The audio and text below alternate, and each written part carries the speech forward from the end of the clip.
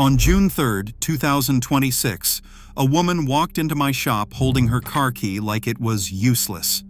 Her Prius was parked outside on a flatbed, towed in from her own driveway. She had walked out that morning to leave for work, turned the key, and the whole street heard it. A sound like a jet engine trying to start a lawnmower. She was not in an accident. She was not stranded on the highway. She was robbed in her own driveway, sometime between 11 p.m. and 6 a.m., without a single alarm going off, without a broken window, without anyone hearing a thing. Today, I am revealing the 30-second trick that could have stopped this from happening, why almost nobody uses it, and why the shops and insurance companies who could be telling you about it usually don't. Because what happened to her is not rare. It is not bad luck. It is one of the fastest growing property crimes in the country, and it is happening to ordinary commuters, delivery drivers, and retirees in broad daylight parking lots as much as it happens overnight. I have replaced more stolen catalytic converters in the last 3 years than I replaced in the previous 15 combined, and almost every single customer says the exact same thing when they find out. Nobody ever told me this was a target. Here is what most drivers do not know about the parts sitting under their car right now. The catalytic converter is not just a piece of exhaust pipe. Bolted inside that dull metal canister is a honeycomb structure coated in platinum, palladium, and rhodium, the same family of metals used in jewelry and industrial manufacturing. As of the middle of 2026, rhodium has been trading above $8,000 an ounce, platinum is up more than 50% year over year, and palladium has climbed alongside them. A single converter might only contain a few grams of each metal, but that is still enough to be worth anywhere from $200 to well over $1,000 to the right buyer, and on certain hybrid models, even more than that. Multiply that by how many cars are parked on driveways and in commuter lots across the country every single night, and you start to understand why this crime exploded the way it did. In the worst year on record, more than 150,000 catalytic converters were stolen nationwide. After a dip, the numbers are climbing again right alongside precious metal prices, because the two move together. When rhodium spikes, so does theft. It is that simple. And it is that predictable. What makes this crime different from almost every other kind of car theft is the speed. A skilled thief does not need your keys. They do not need to break into your car at all. They slide underneath with a battery-powered reciprocating saw, cut 2 points along the exhaust pipe, and they are gone. Professionals do this in under 2 minutes.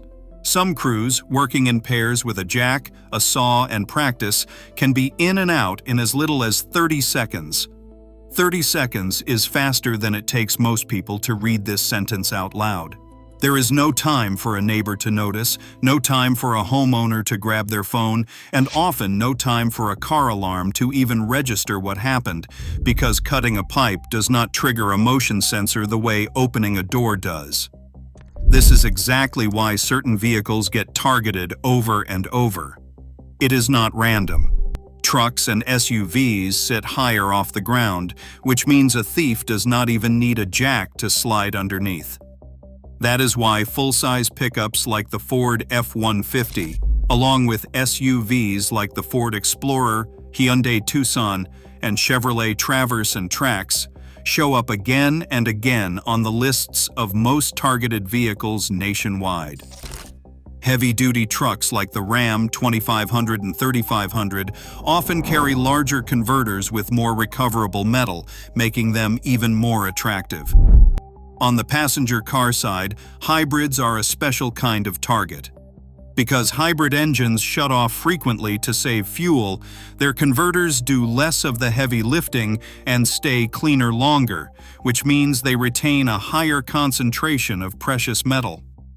That is why the Toyota Prius has been one of the single most stolen from vehicles for years running, especially on the West Coast, and why a Prius converter can fetch a scrap price that rivals or beats converters pulled off far more expensive vehicles.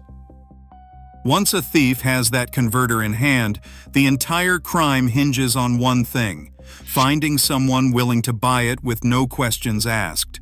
Legitimate recyclers are supposed to log seller identification, vehicle information, and purchase details. But a rotating cash economy of informal scrap buyers, some operating out of the back of a van in a parking lot, will pay on the spot with none of that. That converter gets crushed, shipped, and processed for its metals within days, sometimes hours. By the time a police report is filed, the physical evidence is already gone.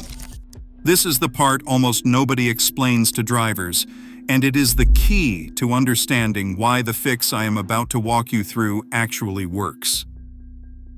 The entire theft economy depends on anonymity. A converter with no identifying marks is just a commodity.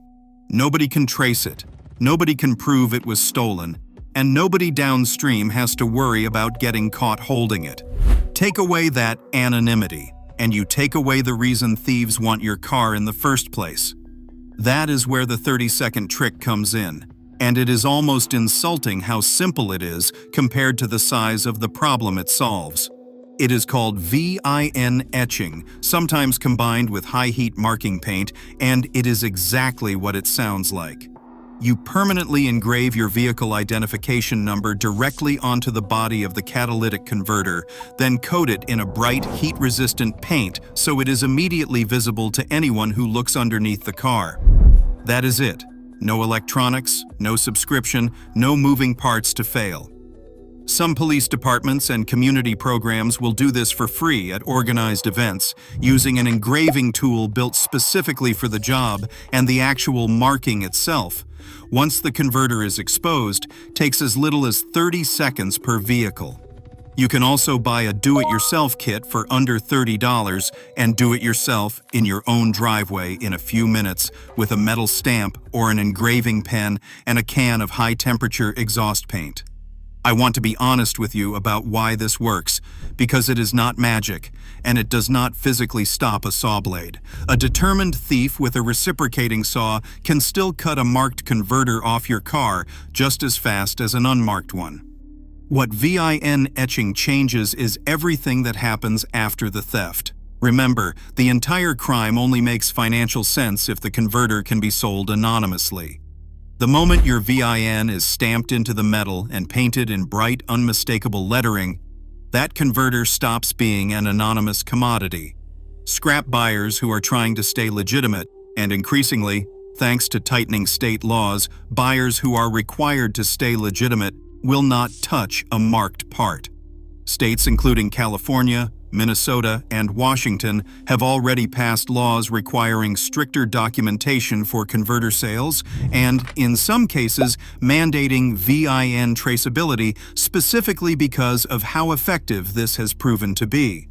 There is even a federal bill, the PART Act, aimed at requiring VIN stamping on new converters nationwide precisely because lawmakers have seen the deterrent effect firsthand.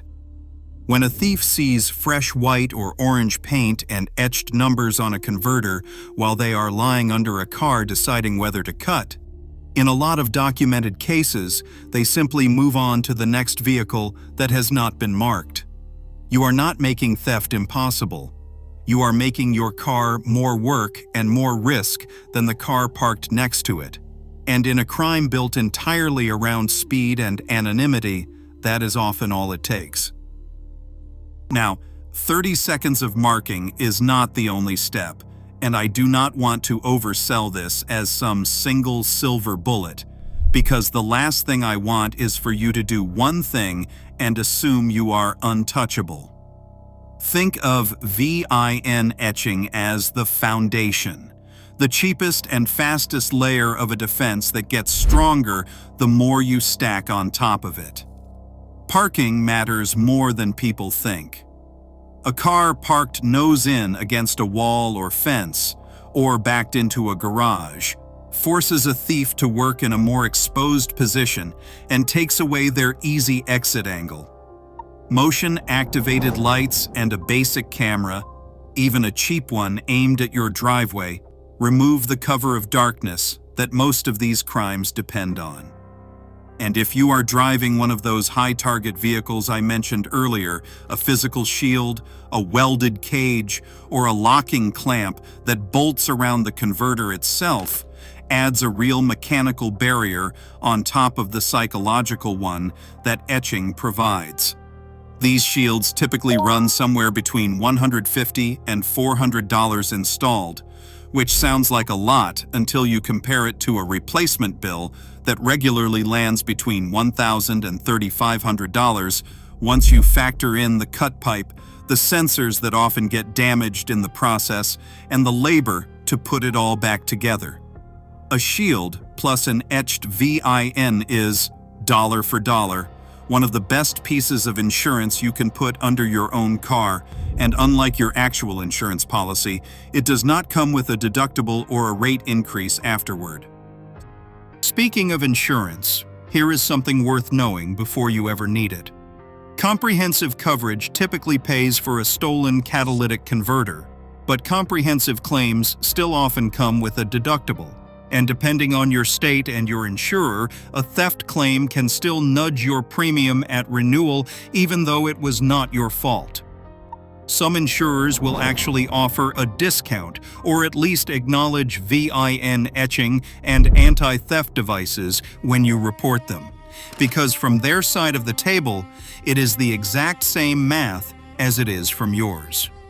A car that is less attractive to steal from is a car that costs them less money over time. It is worth a 5-minute phone call to your provider after you get this done, just to ask. I also want to address the shops and dealerships that never bring this up, because I think it is worth being direct about why. There is no markup on 30 seconds of engraving and a $10 can of paint. It does not require a diagnostic fee. It does not require a part number. It is not something that shows up as a line item worth mentioning on an invoice, so in a lot of shops, it simply never comes up unless the customer asks first. Meanwhile, the actual replacement job, the one that happens after the theft, involves a new converter, new gaskets, sometimes new oxygen sensors if they were damaged during the cut, diagnostic time to clear codes, and labor to weld or bolt the new unit into place. That is a job worth real money to a shop. I am not saying every shop is hiding this from you on purpose. Most technicians are simply focused on what is already broken in front of them, not on the theft that has not happened yet. But that gap in communication is exactly why this crime keeps catching people off guard, and why so many drivers only learn the word etching after they have already paid for a replacement. If you want to do this yourself this weekend, here is exactly how it works. You will need to get safe access underneath your vehicle, either with proper jack stands or a ramp, never just a jack alone. Locate the converter. It is the wider, oval-shaped section of the exhaust system, usually positioned between the engine and the middle of the car, often protected by a heat shield you may need to remove first. Clean the surface with a wire brush so the paint and engraving will hold. Using a metal stamping kit or a rotary engraving tool, mark your VIN clearly onto the body of the converter itself, not just the heat shield, since shields can be swapped or left behind. Then coat the marked area in a bright, high-temperature exhaust paint rated for the heat this part generates. Orange and yellow are the most common colors because they are the most visible to anyone glancing underneath. Let it cure according to the can's instructions before you drive. Take a photo of the finished VIN marking and keep it with your registration and insurance information, because if the worst still happens, that photo and record help police and your insurer move faster. The woman with the Prius on the flatbed ended up paying just under $2,800 once everything was accounted for, and her insurance covered most of it after her deductible, but she still lost 2 days without a car and had to have it towed twice. When I mentioned vehicle identification number etching to her afterward, her first question was the same one I hear almost every time. Why did nobody tell me this before? I don't have a satisfying answer for that beyond what I just told you. It is cheap, it is fast, and it does not make anybody any money, which in this industry sometimes means it does not get said out loud. You do not have to wait for that phone call, that tow truck, or that morning where your key turns and your quiet neighborhood suddenly sounds like a demolition derby. 30 seconds. Under your car this weekend is the difference between being an easy target and being the car a thief decides is not worth the risk. If this opened your eyes to something you had never thought about, hit like so more drivers see it before it happens to them instead of after. Subscribe if you want more of these quick practical fixes that actually protect your wallet instead of draining it. And if you have already had a converter stolen, or if you etched yours and it actually stopped a theft, tell that story in the comments, because the next person reading it might be the one who avoids becoming a statistic tonight.